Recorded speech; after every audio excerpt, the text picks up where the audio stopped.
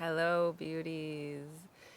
So we are well on our way to Scorpio season. So Scorpio rules sex and death, and it rules death as a rebirth. So moving into a total surrender, like a complete the sort of phoenix energy of throwing ourselves into the fire because we trust so deeply that whatever survives that will be so truly authentic, so deeply honest and authentic that we can sort of put our faith in that. So it's a, that can be a scary thing for so many, because death, of course, is a scary thing to confront, and the mystery and all of that it represents. But there's a truer and deeper sense of security that comes from this kind of death and rebirth because we can trust in cycles.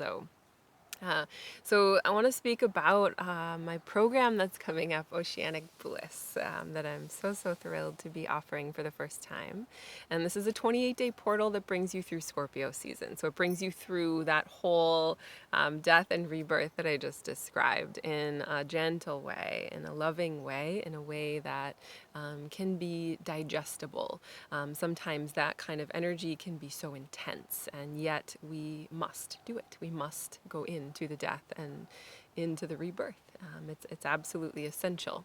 And so this container, this cocoon, it's a 28-day cocoon, this oceanic bliss, and it really holds us in love. It holds us and allows us to remember our true nature as orgasmic love and our baseline as oceanic bliss.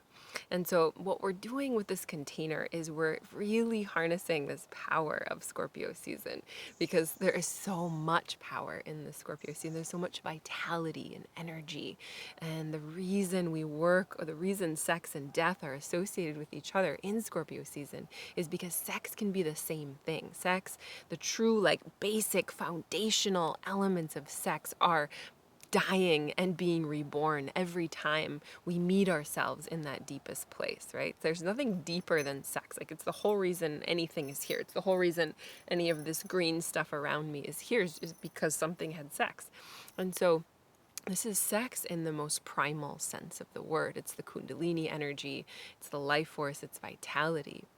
And so this container we're moving into is allowing us to sort of return to that source energy, return to that deep source energy.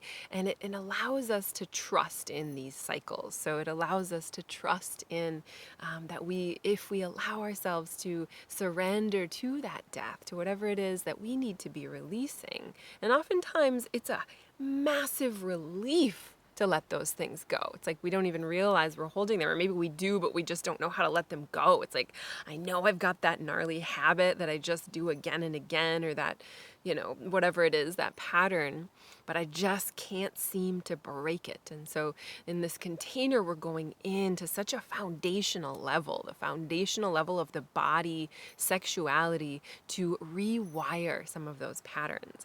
So we're moving into that container first to really build trust in these cycles, your own internal cycles. There's such a wisdom there, such a deep wisdom.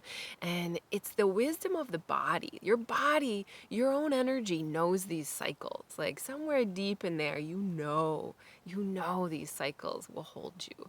And so we're gonna travel into that space in you that remembers that knows that on such a deep level, so that you don't need to believe me when I say any of these things. You can actually experience it for yourself, because that is just so much more powerful anyway. It doesn't really matter if someone tells you something. Unless you've had a lived experience of it, it's sort of meaningless. So we're going to hold that space to really remember that, our own cycles, connect to sort of that oracle of our own bodies, of our own sexuality, our own sensuality. And in that space, in that cocoon, right, we're sort of wrapping ourselves, allowing ourselves to really soak in this like juicy, delicious yin energy, which is the feminine, it's the dark, it's really akin to death and that space of the mystery. And in that space, in that cocoon, if we let ourselves hang out there long enough, that's why the cocoon's 28 days. If we let ourselves hang out in that space long enough, the right tools, the right intentions, the support, the kinship we require, those unhealthy patterns can start to untangle, right? We can start to release them just naturally back to the earth to be recycled, to create something new, to create new life.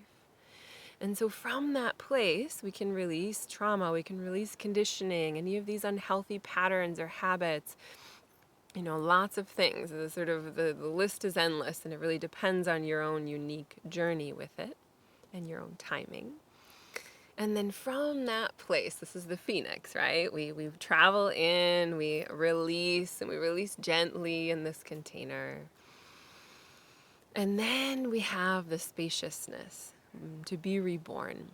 And there's a space, a wordless space before we're reborn that we can't quite put our fingers on what is being reborn yet, right? We might know that something's shifting, but we're not really sure what or how or when or why or if we even want to do it.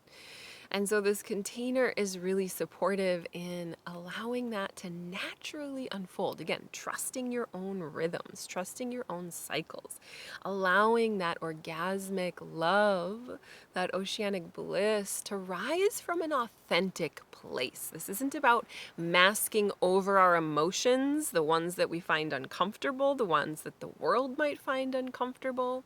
This is about allowing ourselves to have the full experience of that, allowing ourselves to have the full cycle, the full human journey, coming to the root, the deep root, and finding out what's there. Where is that true expression of my heart, my soul, my primal power, my creativity?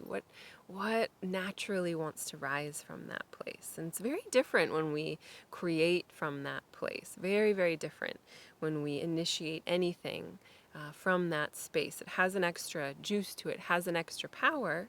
Because it's true, it's so deeply authentic. We've gone through the full cycle. We've allowed ourselves the full fall and winter.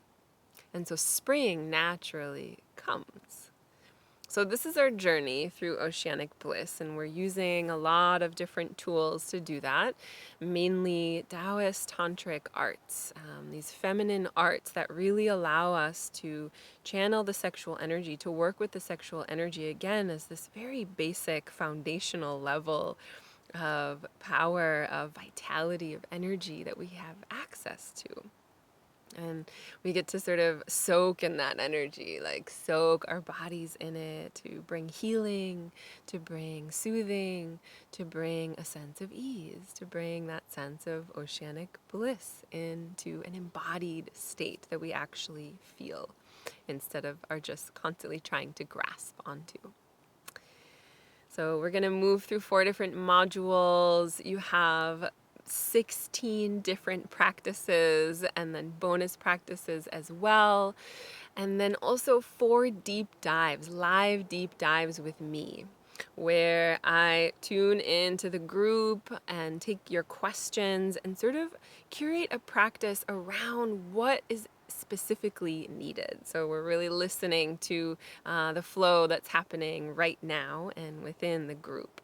And so there's lots of extras as well. So you'll be held in this energetic container, this gentle but deeply, deeply transformative container. And it's a deep homecoming as well, more even than a transformation, a deep homecoming into your own natural cycles, into your own natural death and rebirth in whatever way that needs to happen, whether it's subtle or big. So you can learn more about it on my website, NicoleNardoni.com. I would absolutely love to have you there if it calls to you.